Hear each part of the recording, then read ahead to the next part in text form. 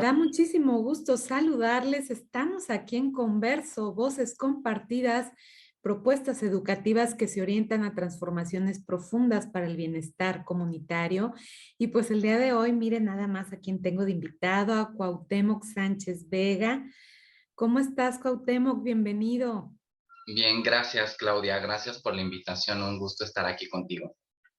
Gracias por tu generoso compartir y pues hoy vamos a hablar de un tema muy interesante que es el deseo y la vivencia erótica en las personas adultas mayores, porque pues bueno, ahorita lo vamos a ver en su semblanza en cuanto lo presentemos, cómo se ha dedicado y ha tenido toda esta experiencia de labor, de trabajo con las personas adultas mayores. Bueno, pues como siempre comenzamos con un breve eh, poema. Hoy le toca a José Bergamín y nos dice, la vejez es una máscara. Si te la quitas, descubres el rostro infantil del alma. La niñez te va siguiendo durante toda la vida, pero ella va más despacio y tú andas siempre deprisa. Cuando la vejez te llega, no es que vuelvas a la infancia, es que moderas el paso y al fin la niñez te alcanza. Y pues con esto, Cuauhtémoc, ¿cómo ves? Qué hermoso poema para comenzar y hablar de esta parte lúdica del juego, del erotismo en las personas adultas mayores. Y quiero presentarte porque pues es importante saber quién nos va a hablar de este tema. Cuauhtémoc, que es licenciado en Psicología por la UNAM, maestro en Educación y Formación Docente, maestro en Sexualidad y Equidad de Género, consultor y docente externo, centros y divisiones de educación continua de la UNAM, invitado al Seminario Universitario Interdisciplinario de Envejecimiento y Vejez, SUIEB UNAM, coordinador académico y docente de las maestrías Sexualidad y Equidad de Género y Atención Integral Gerontológica, sede Ciudad de México para la Universidad Mexicana de Estudios y Posgrados. Y pues bueno, Cuauhtémoc, primero platícanos. Es un tema complejo porque pues tú sabes que muchas veces inclusive la gran mayoría de la sociedad e incluso parte de los profesionales sanitarios parecen pensar que las personas adultas mayores son seres asexuados. ¿Y cómo es que tú estás inmerso en todo este campo? ¿Cómo es que eres irreverente y te atreves a tocar estos temas maravillosos que hablan de esta vivencia erótica en las personas adultas mayores? Bueno, bueno, para mí, Claudia, en principio, déjame decirte que la temática, la población específica de personas mayores me parece sumamente interesante. Eh, Coincido contigo en el asunto de la irreverencia, ¿no?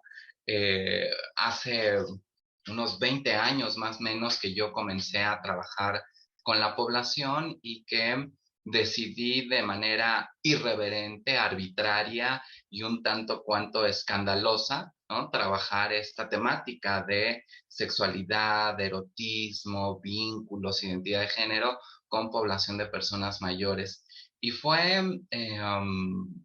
quizás como la mayoría de las temáticas asociadas a sexualidad, hubo momentos o personas, instituciones que estuvieron muy abiertas para trabajar la temática con las personas mayores y en algunos otros momentos fue eh, un tanto cuanto cuestionado, ¿no? El por qué y cómo, ¿no? Y qué les vas a decir y cómo se va a abordar. Recuerdo que para introducir esta temática en uno de los diplomados de personas mayores dirigido a personas mayores, me pidieron una sesión previa para evaluar los contenidos, para evaluar las temáticas, la forma de trabajo.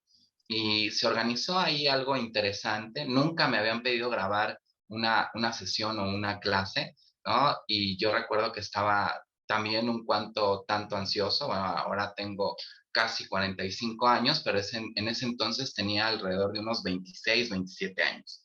Y los nervios y todo eso que se genera ahí, pero resultó muy bonito y el trabajo con la gente y digamos que la ventaja de poder hacer eso es que se introduce la temática dentro de una de las instituciones más importantes a nivel educativo, a nivel nacional e internacional, como una temática, digamos, propia, ya no solamente que se hablaba por encimita o que se tocaba como por ahí, ¿no? Para que si alguien tenía la curiosidad, sino que se introduce un módulo de 20 horas sobre sexualidad en la vejez. Y para mí fue muy gozoso, ¿sabes? Porque en el trabajo que hacíamos en talleres con otras instituciones de salud, particularmente con el ISSSTE, en donde tuvimos toda la apertura para abordar la temática, para trabajar con los grupos, particularmente grupos de mujeres mayores, ¿no? Que el lugar en donde yo me formé, en donde llevaba ya muchos años trabajando me permitiera tocarlo, ¿no? Y colocarlo como una temática propia, pues fue muy, con mucha felicidad, con mucho gozo, con muchas ganas, ¿no? De desarrollar los contenidos, las actividades y por supuesto, bueno, la gente que lo tomaba, lo disfrutaba mucho, ¿no? Lo disfruta mucho porque todavía el año pasado, no a través de alguna institución, sino de manera personal, tuve la oportunidad de trabajar con grupos de mujeres sobre esta temática. Qué interesante, Cuauhtémoc, y sobre todo, qué bueno que te arrojaste, porque recuerdo que hay una obra maravillosa, a mí me encanta la pintura de Goya, que habla sobre espejos indiscretos, y es una mujer adulta mayor observándose en el espejo y cómo se está, uno de las personas que la está observando se está evadiendo ante esa realidad y otro se está burlando. ¿Cómo nos afectan estos prejuicios, estos estereotipos, discriminaciones que a veces hacemos, el famoso llamado el viejismo, ¿no? Todo este conjunto que nos hablaba Robert Butler en la década de los 70 acerca de todos estos prejuicios que tenemos en torno a lo que sería las personas de la tercera edad o el adulto mayor, ¿no? Sí, es muy interesante porque incluso en la misma propuesta de Butler, habla sobre el viejismo, ¿no? Sobre el viejismo estructural en las sociedades y en las culturas, habla sobre estos procesos de discriminación y exclusión, pero fíjate, es muy interesante, se nos habla sobre estos procesos de exclusión, ¿no? Por supuesto basado en prejuicios y en estereotipos, pero en ese entonces, ¿no? Y todavía hasta el día de hoy, es difícil que las instituciones, los grupos, la academia, ¿no? Le entre de lleno al asunto de la sexualidad en la vejez y con el envejecimiento. Entonces, yo siempre, obvio, es mi temática, tengo algunos artículos publicados asociados a, y yo siempre compongo o recompongo el concepto y le adiciono viejismo sexual, ¿no? Es no solamente el viejismo como tal, que nos habla como una estructura de estos estereotipos, sino que de manera muy específica en las sociedades y en las culturas, particularmente en Latinoamérica, tenemos muy arraigado este viejismo sexual que nos habla de estos prejuicios en torno a lo que ya te referías tú, ¿no? A mirar a las personas mayores como personas asexuadas, sin deseo, sin placer, sin capacidad de disfrute, ¿no? Aislados. Y puede ser que algunas personas lo vivan, pero hay muchas otras personas que son completamente activos sexualmente, que viven su sexualidad de manera plena, ¿no? Que van haciendo modificaciones en la medida en que van ganando años, ¿no? Es imposible pensar que una persona de más de 60, 70 u 80 años viva su sexualidad, su erotismo, se vincule de la misma manera que lo hace una persona joven. Pero sin embargo, ¿no? Las personas van haciendo esas pequeñas, grandes adecuaciones para vivenciar su sexualidad. Claro, y bueno, definitivamente no podemos dejar de lado que en algunas ocasiones los efectos también del envejecimiento traen algún impacto en la cuestión emocional, ¿no? También esto puede contribuir de cierta forma a algunas enfermedades, situaciones de duelos, la jubilación, ¿no? La pérdida de personas amadas o de la misma pareja. En esta etapa de este ciclo hay muchas pérdidas, pero aún así también tenemos aspectos constructivos, como bien nos hablas, de vivenciar el erotismo, por eso hablamos de la vivencia erótica, que creo que es como tocar esta diferente gama, mucho más amplia de todos los elementos que podrían constituir esta vivencia para ellos. ¿Cómo, cómo trabajas tú en esta introducción hacia la temática del erotismo en estos grupos, en estos círculos, tanto de profesionales que trabajan con personas dedicadas a las personas adultas mayores como con las mismas personas? ¿Qué elementos son importantes? Fíjate que en principio, y bueno, seguramente tú lo debes de saber muy bien, Claudia, hablar de sexualidad y específicamente de la vivencia erótica es un asunto autobiográfico, ¿no? Eh, si lo podemos traducir en palabras más claras, ¿no? Podemos utilizar este dicho de que cada quien habla de determinada situación conforme le va en la feria, ¿no? Ujú. Y por supuesto, la vivencia erótica, la sexualidad en las personas mayores está íntimamente asociada con la forma en cómo vivenciaron su sexualidad en etapas posteriores, ¿no? Como cualquier otro ámbito de la vida de las personas, la sexualidad y la vivencia erótica son la continuación de esa sexualidad y de esa vivencia erótica que tuvieron anteriormente en etapas previas de su proceso de desarrollo.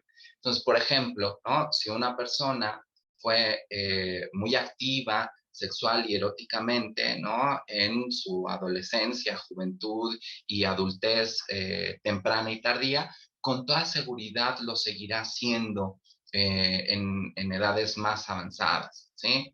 Quizás, como tú bien lo dices, ¿no? Hay que considerar, pues, aquellas cosas que trae el mismo proceso de envejecimiento, ¿no? Que es la disminución de algunas capacidades, la aparición de algunas enfermedades, ¿no? Sobre todo las crónico-degenerativas, pero habrá que decir, ¿no? Que si estas son atendidas de manera adecuada, están apegados a sus tratamientos, ¿no? A su medicamento, pues en realidad no tendrán mayores dificultades más allá de las que trae el proceso de envejecimiento, ¿no?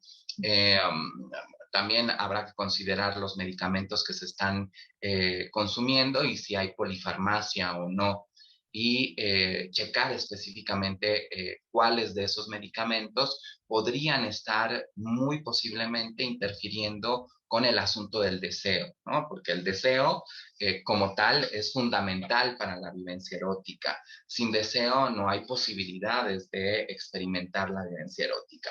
Y después de que nosotros hemos hecho, digamos, un análisis de cuál es la situación concreta de cada persona, pues entonces tenemos que comenzar a trabajar con algunas de esas experiencias o de esas vivencias. Es cuál ha sido su recorrido, ¿sí?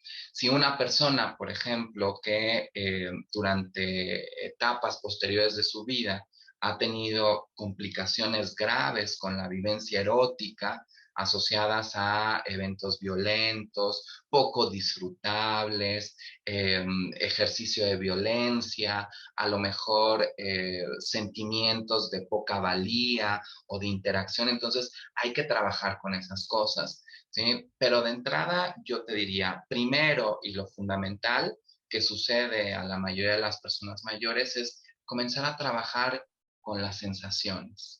¿Sí? Aprender a vivir o a recuperar ese cuerpo, ¿sí? Desde las sensaciones placenteras y no desde muchas de estas otras cosas que nosotros encontramos en el trabajo cotidiano con ellas o con ellos, en donde se reconoce al cuerpo o se va empezando a reconocer el cuerpo a través de las dolencias, a través de los malestares, ¿no?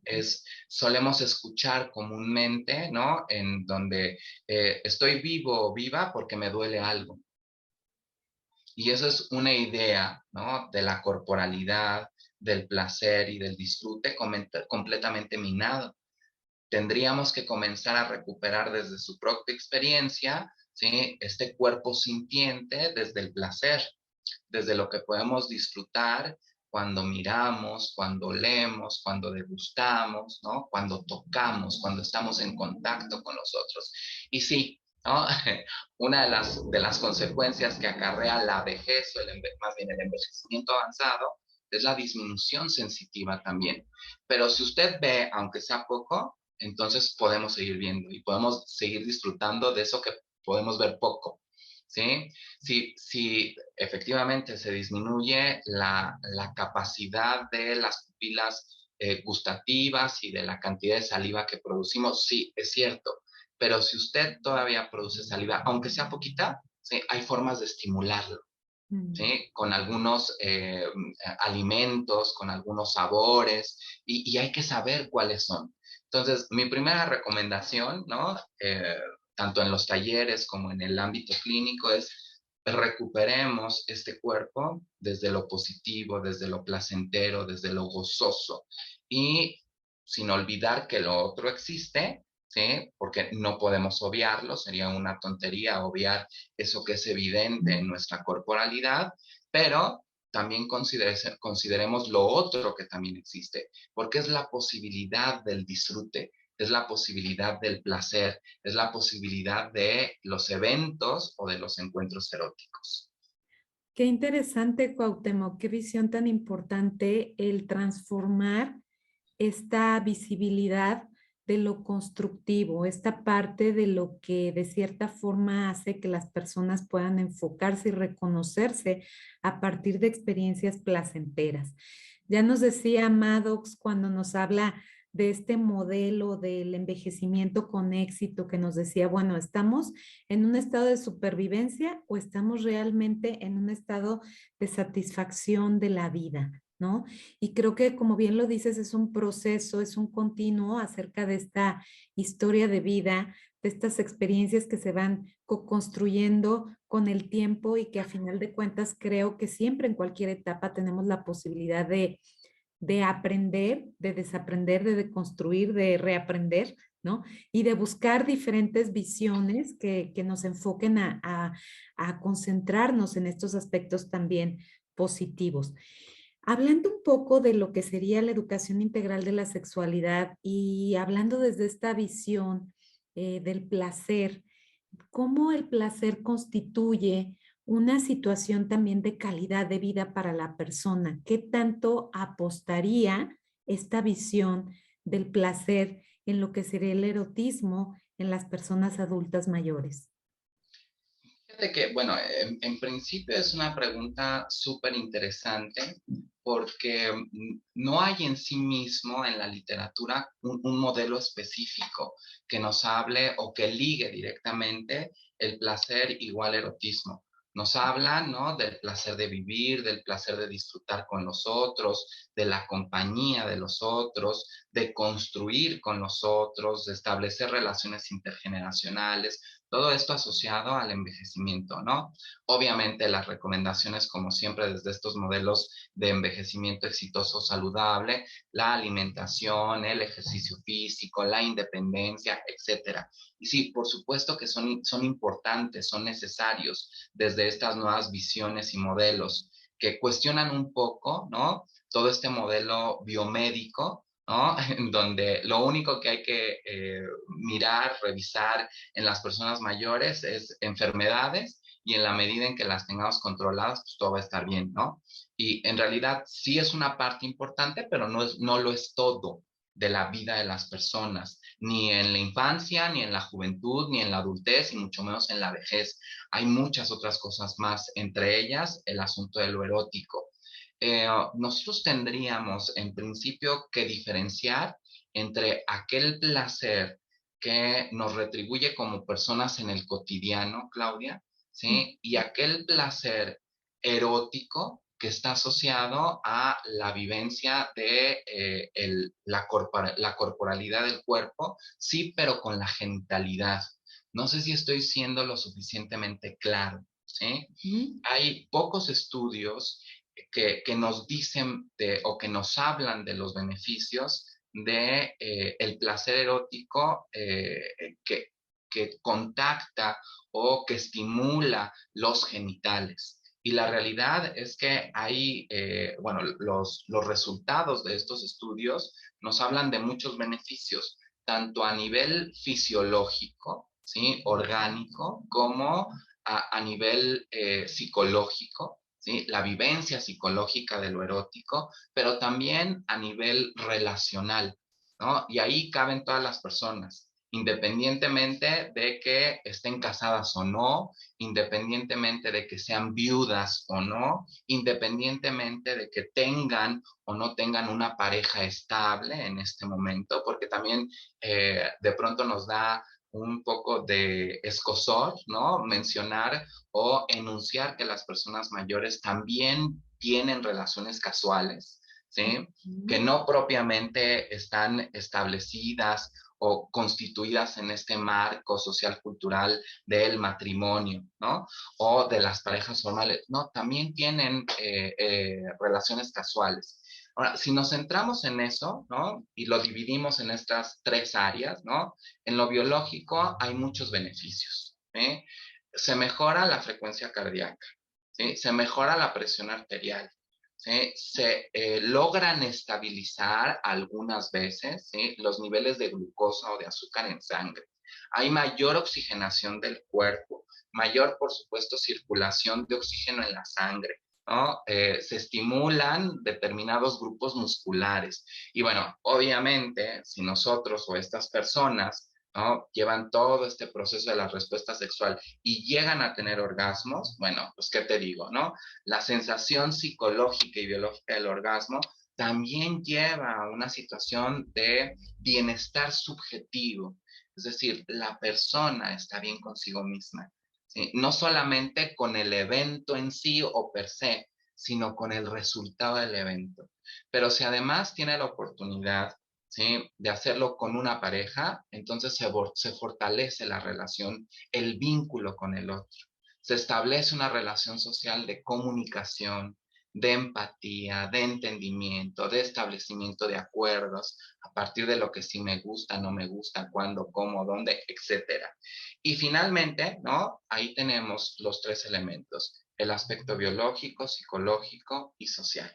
Y para las personas que no tienen una pareja, pero que deciden estimularse a sí mismas, ¿no? Ya sea con sus propias manitas o con algún juguete sexual, bueno, pues tenemos los mismos resultados, exactamente los mismos resultados. Y esto finalmente a qué nos lleva? A que la vivencia de lo erótico asociado a la genitalidad, ¿sí? Trae resultados en todos los niveles o áreas fundamentales de cualquier persona, ¿sí? No importa la edad que tenga, pero si nosotros nos centramos en las personas mayores, entonces los beneficios son fabulosos, ¿sí? Y además, al incluir el aspecto de la sexualidad y la genitalidad en la vejez y con el envejecimiento, estamos mirando a las personas de manera integral. ¿Sí? Tú preguntabas hace un momento, ¿esto cómo se ubica en el marco de la educación sexual? Bueno, quienes nos hemos dedicado a la sexualidad desde hace mucho tiempo, siempre hemos abogado, incluso antes de que se estableciera este discurso asociado a derechos humanos, que la educación sexual, que la vivencia de la sexualidad era un derecho humano. Bueno, pues también para los viejos vale de la misma manera, es un derecho humano, ¿sí? Excelente. Mientras estás platicando, me siento realmente conmovida porque finalmente vemos que muchas veces invisibilizamos estas situaciones y vemos cómo hay ahorita tanta posibilidad y oportunidad de esos encuentros a través de distintas promociones de baile, de conocer personas, de estar inclusive las personas de la tercera edad que están inmersas en en alguna casa de descanso, ¿no? Cómo vemos que tienen esta posibilidad de convivencia. A veces encontramos cómo vuelven a reactivarse en situaciones donde quizás estaban aislados y de pronto se encuentran en un espacio donde tienen esta posibilidad de convivir, porque sabemos que todos los seres humanos necesitamos el contacto físico, esta parte relacional, y cómo lo manejan en este abordaje de la educación integral de la sexualidad, hablando también desde el enfoque relacional. Fíjate que es interesante lo que planteas, pero también es básico, ¿no? Es lo que yo siempre les digo, si estamos en búsqueda, ¿no? Hay la intención, curiosidad, interés, cosquillita, morbo, como quieran llamarle, ¿no? Nadie les va a ir a tocar a su casa, ¿no? O sea, nadie va a llegar a su puerta y les va a decir, aquí hay una mujer, casadera, ¿no? O en búsqueda de... No, eso no sucede. Entonces, bajo esa premisa, ¿no? Eh, lo importante es socializar. Lo Ujú. importante es estar en contacto con otras personas, ¿sí? De ahí el asunto de los grupos, ¿no? En cualquiera de sus modalidades. Hay grupos de baile, por ejemplo, de danzón callejero, de danzón clásico, de danzón eh, instruccional, ¿no? Con todas las reglas del danzón, que son grupos muy, muy, muy cerrados, ¿no? El danzón callejero, que son grupos muy abiertos, cualquier persona puede ir, independientemente de su edad, independientemente del conocimiento. Hay otras actividades que están asociadas a otro tipo de gustos, ¿no? Por ejemplo, eh, paseos y tours que se hacen por todos los museos en la Ciudad de México, paseos que se hacen a otras ciudades o lugares turísticos como playas, ¿no? Clubs de lectura, ¿no? De reflexión, es decir, las posibilidades son muy amplias, pero si yo quiero, ¿no? Digamos que contactar con los otros y en la medida en que se dé ese contacto, existe la posibilidad de establecer una relación con un otro, ¿no? De forma casual o duradera en el tiempo, ¿no? Para que eso suceda, tenemos que contactar con los otros. No va a llegar a nuestra casa, no va a llegar a nuestro departamento. Y es un punto básico y fundamental, no solamente para este tema que estamos hablando, sino de manera general en el ámbito del envejecimiento. ¿Sí? Que tiene que ver con la propuesta, ¿no? De, el envejecimiento activo y saludable, que tiene que ver con la socialización, con la apropiación de los espacios, pero con la apropiación de los espacios y el uso de los espacios públicos, ¿sí? Aparecen otras posibilidades asociadas al disfrute no erótico, asociado con la genitalidad, pero también al disfrute erótico asociado con la genitalidad. Excelente, Cuauhtémoc. Pues creo que, bueno, un poquito en esa visión, quiero compartirte algo y con esto también preguntarte a ti posteriormente acerca de alguna experiencia importante que te haya impactado en este aprendizaje que tenemos con los adultos, las personas adultas mayores. Fíjate que yo trabajo en hospitales con enfermos oncológicos y también trabajo en situaciones de enfermedad crónica degenerativa, acompañando procesos de duelo. Y fue muy impactante para mí en los primeros contactos que yo tenía cuando me permitían tocar las manos o los pies de algunos de los pacientes para darles algún masaje sutil, cómo a través del masaje veíamos toda esta adquisición de la temperatura, del calor, de que las venas se veían, que estaban resaltadas, ¿no? Como un poco esta parte de vitalidad y cómo iban mejorando a través del contacto físico, que de eso pues hay muchísima investigación, pero cómo van mejorando a través de ese contacto físico, cómo enseñar, en mi caso, enseñar a las enfermeras ese tipo de contacto también como una forma de darle mayor esperanza, vitalidad, calidad de vida, sensaciones de sentirse acompañados, ¿no? Eso para mí fue algo muy valioso y que al principio muchos médicos subestimaban estas visitas que tenemos como profesionales, donde también buscamos la calidad de vida de los pacientes, ¿no?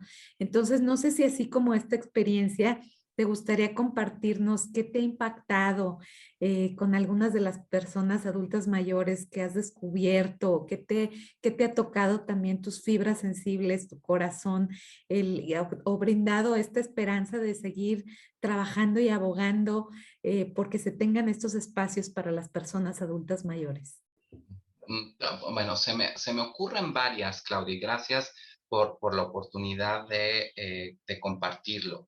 Pero en principio yo te diría lo siguiente, cuando comencé a trabajar en el tema de envejecimiento y vejez, muchos de los cursos que se programaban estaban asociados a la funcionalidad, ¿no?, del cuerpo, es decir, prevención de enfermedades crónico-degenerativas, prevención de obesidad, la funcionalidad en la persona mayor, eh, independencia, autoestima. Y lo primero que yo identifico es que en la mayoría de estos cursos iban mujeres. Por cada 20, 21 mujeres había uno o dos hombres, ¿sí? Y entonces yo decía, bueno, esto aquí, en la situación en la que se dan los cursos, aquí hay un tema asociado a género, pero no está, ¿no? No había nada programado y entonces, pero además aquí hay algo asociado también a, bueno, estas mujeres que están viudas, que son divorciadas, separadas hace 20, 30 años o incluso semanas, ¿no? Llegaban mujeres a los cursos. Y también aquí hay un asunto, ¿no? Asociado a la sexualidad, cómo viven su sexualidad estas mujeres, ¿no? Y fue algo general en ese entonces y al día de hoy en mi experiencia, no solamente en México, en todo México, sino en toda Latinoamérica. De ahí salió la cosquillita y eso es lo primero que quiero resaltar, ¿no? Es quizás para quienes es más evidente, es para quienes trabajamos de manera directa con la población, ¿no? Y no para quienes están detrás de un escritorio, ¿no? Elaborando una serie de programas o estrategias que finalmente, ¿no?, se construyen muchas de las veces sin conocer a la población. Y lo segundo, pensando un poco en lo que mencionabas y desde tu experiencia, ¿no?, desde un caso concreto, en uno de los talleres que se llamaba todo el componente, eran 4 talleres: autoestima, ocio, sexualidad y participación social. Fueron 80 horas de formación. Claro que cuando llegamos al asunto de sexualidad, ¿no?, en un grupo de puras mujeres, brotaron un chorro de cosas asociadas a esto, Claudia, a los duelos, ¿sí?, a las pérdidas, a la reinserción, ¿no?, social después de haber sido ama de casa, ¿no?, de 40 años, vivir para una pareja, vivir para los hijos y para los nietos, y cómo se recuperan, ¿no?, desde sí mismas, para sí mismas, incluso en la vivencia de su sexualidad. Y una mujer que hacía 20 años, en el momento en el que tomó el taller, había perdido primero a su hijo de manera muy difícil, ¿sí? A los 2 años a su marido, y después de haber cuidado a los nietos entre 7 y 10 años, ¿no?, a los 2 nietos, la nuera, ¿sí?, así se le dice, ¿sí?, la nuera decide irse con su familia de origen, con sus papás, a otro estado de la República. Se queda sin hijo, sin marido, sin nietos, sin nuera, se jubila y, como tú dices, ¿no?, es un chorro, ¿no?, de pérdidas, de duelos que se entrecruzaban y la pregunta de esta mujer era, ¿desde dónde abordó la vida?, ¿no? Claro. Llegamos a este módulo de sexualidad en la vejez, ¿no? Y puedo decirte que al terminar no solamente el módulo, sino el curso, ¿sí?, esta mujer estaba transformada. Transformada porque tenía un objetivo, encontró un por qué vivir el resto de sus días, ¿sí?, e incluso pudo identificar lo que quería hacer con ella misma desde su vivencia erótica y sexual, ¿no?, a través de una serie de ejercicios que cruzan por el autoconocimiento, que cruzan por el reconocimiento de sus órganos genitales, de la estimulación de los mismos, de compartir experiencias desde el cómo me siento, qué pensé, qué sentí cuando lo hacía, ¿no? Y trabajar con estos prejuicios, trabajar con muchos dogmas religiosos, ¿no? Recordemos algo, y esto es muy, muy, muy importante: quienes al día de hoy tienen 50, 60, 70 o más, ¿sí?, fueron mujeres y hombres que crecieron, que fueron socializados, educados y generizados en un contexto histórico en donde, digamos que las creencias religiosas tenían un peso determinante, guiaban y determinaban la guía de las personas. Y los roles de género, toda la construcción de género era completamente dicotómica. Y con eso hay que trabajar para que estas mujeres en este nuevo contexto histórico-social puedan identificarse de manera distinta, ¿sí? Con sus limitaciones personales desde su proceso personal, pero también con las posibilidades que poseen todas las personas y todas las mujeres para seguir adelante. Cuauhtémoc, ¿qué otros factores? Me parece muy, muy trascendente esto que acabas de tocar de la perspectiva de género. ¿Qué otros factores, qué otros elementos, a qué nos enfrentamos cuando trabajamos con personas adultas mayores? ¿Cuáles son los temores, los miedos, las dificultades a lo mejor para afrontar la visión del erotismo, ¿no? Cuando hablamos desde esta situación de perspectiva de género. Pues mira, a mí me parece y aplica tanto para hombres como para mujeres, ¿no? En un sistema de género construido de manera dicotómica, tanto hombres como mujeres perdemos, ¿sí? A todos se nos cuarta algo, se nos quita algo, se nos copta algo de lo que somos como seres humanos. Y pensando un poco, ¿no? Específicamente en las mujeres, tiene que ver con la imposibilidad de reconocerse, número uno, como personas autónomas, independientes, ¿no? Y con la capacidad de poder decidir y asumir de manera responsable sobre aquello que deciden, ¿no? Eh, y lo segundo tiene que ver en el ámbito de lo erótico y de lo sexual, ¿no? Como consecuencia de lo anterior, es que conocen poco su cuerpo.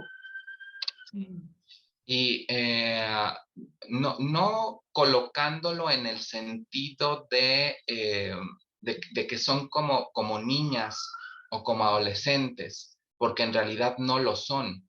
El asunto es que social y culturalmente se les ha dado el trato, ¿sí? Como si fueran niñas o adolescentes. Mm. La diferencia, y eso es lo que posibilita el trabajo con esta población, es que ya no son niñas ni adolescentes. Y entonces, cuando trabajamos el primer punto, que está asociado a la autonomía, ¿no? A la responsabilidad del sí mismo, al conocimiento del sí mismo, las mujeres se van dando cuenta, ¿no? De manera inmediata a través, yo trabajo con estos grupos, ¿no?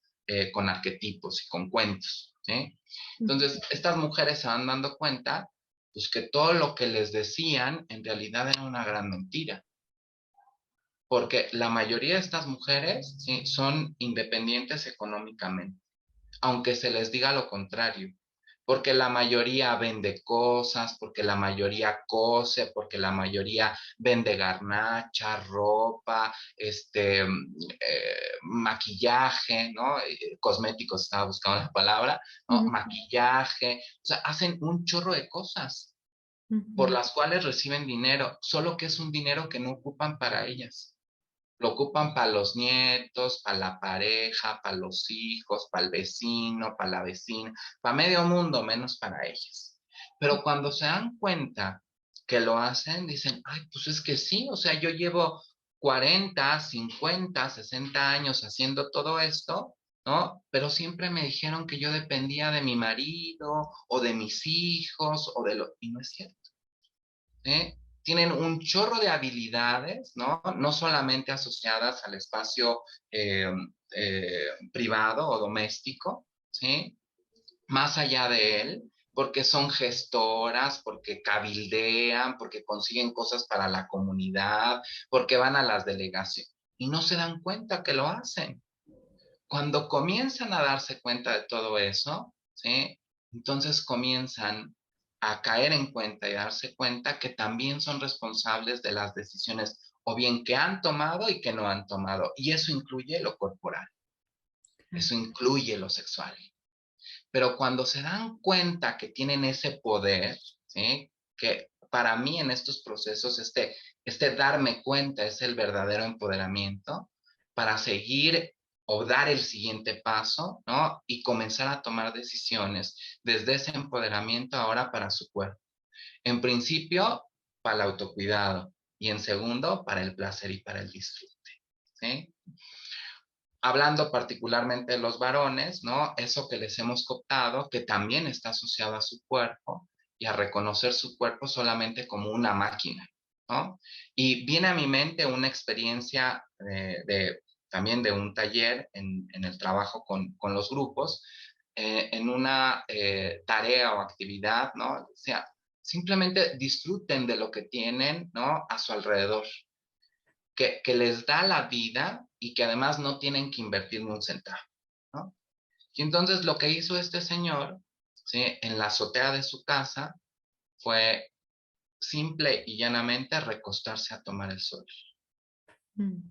Y este hombre describe ese momento, ¿no? De una manera tan mágica que se nunca me había dado el tiempo de reconocer lo que se siente recibir el sol en mi cara, en mi pecho, en mis brazos. Y eso fue muy mágico, porque además es algo que esta educación, ¿no? Dicotómica para los géneros, nos quita a los varones, que es reconocer también este cuerpo sintiente, ¿no? Más allá de la genitalidad, ¿sí?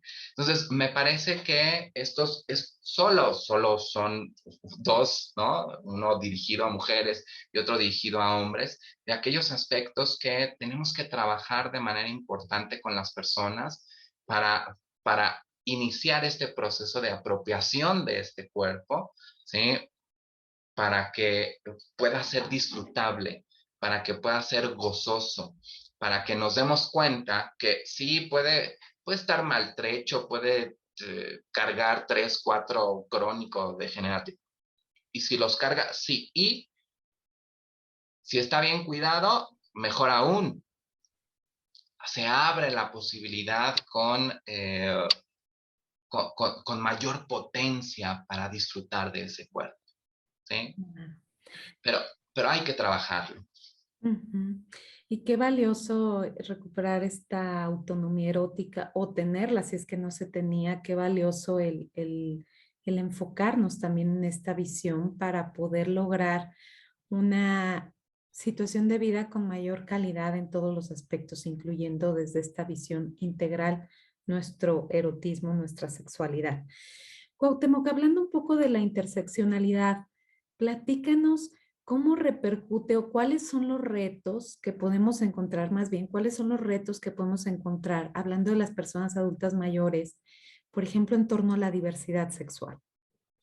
Mira, creo que cuando tú hablas interseccionalidad, ¿no? Vienen a mi cabeza un chorro de cosas que afortunadamente comenzamos a trabajar, tanto en México como en el mundo. Si bien es cierto, estos elementos que yo acabo de mencionar aplican para todos, ¿no? Y para todas, ¿sí? Independientemente de la orientación sexual.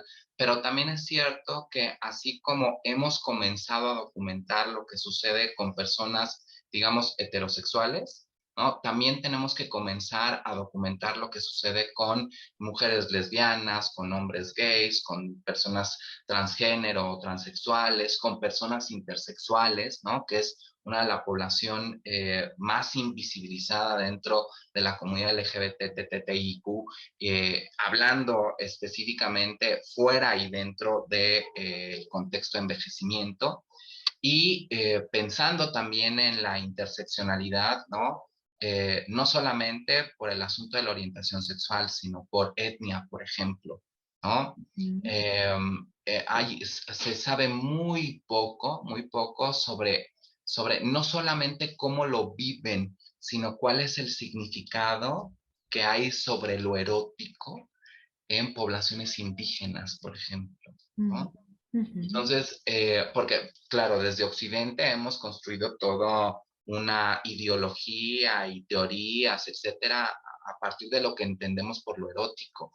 Pero lo que no sabemos es cómo se conceptualiza lo erótico en comunidades indígenas, pero particularmente llegada a la vejez, ¿sí? Tu servidor ha trabajado procesos de violencia de género con mujeres mayores de 60 años en comunidades indígenas, particularmente en el sureste de México y en Centroamérica. Pero poco hemos trabajado cuestiones asociadas a sexualidad y envejecimiento en comunidades indígenas, porque además tenemos que aceptar nuestras limitaciones, Claudia.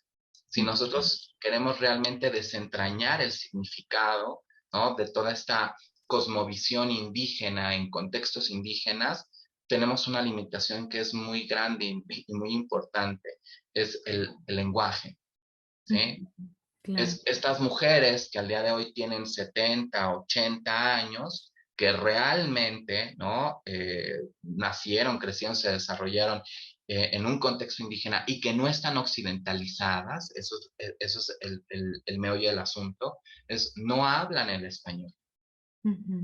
Y mucho de lo que hay en las lenguas indígenas o en los idiomas indígenas es casi imposible traducirlo al español. Y en ese intento que hacen nuestros informantes claves, ¿no?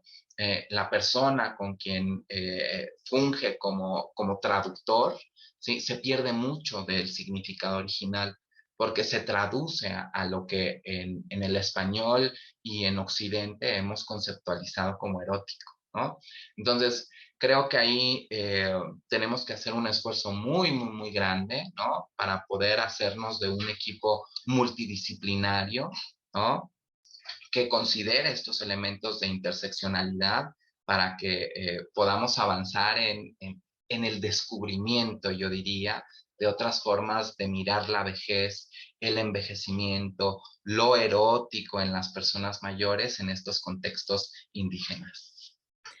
Pues definitivamente nos queda todavía un trayecto por recorrer, Cuauhtémoc, pero qué bueno que tenemos personas como tú y como varios profesionales de la salud que estamos al pendiente de toda esta visión en las personas adultas mayores también. Y bueno, me gustaría que nos pudieras concluir este tema, qué nos quieres dejar, que también conozcan dónde te pueden ubicar. Sé que tienes un proyecto maravilloso de radio, que estás cada semana con temas distintos para el abordaje de diferentes temáticas en torno a las personas adultas mayores. Si quieres compartirnos. Sí, gracias, Claudia. Pues mira, yo diría para cerrar con respecto a lo erótico, ¿no? Por todas estas ideas que nos han inculcado, ¿no? A todos y a todas, porque eh, a menos que hayamos nacido y crecido en Venus, en Marte o en Plutón, ¿no? Pues no estamos exentos de tener algo, ¿no? Algo de todas estas ideas. Entonces, en principio, ¿no? Conectémonos con el placer en el cotidiano, en el día a día y después avancemos, ¿no?, hacia aquellos aspectos eróticos que tienen que ver con la genitalidad, ¿sí?, de poco en poco, porque lo primero suele ser menos amenazante que lo otro. Si nosotros, ¿no?, llegamos de entrada con lo erótico asociado a la genitalidad, puede ser muchas veces muy amenazante para la mayoría de las personas.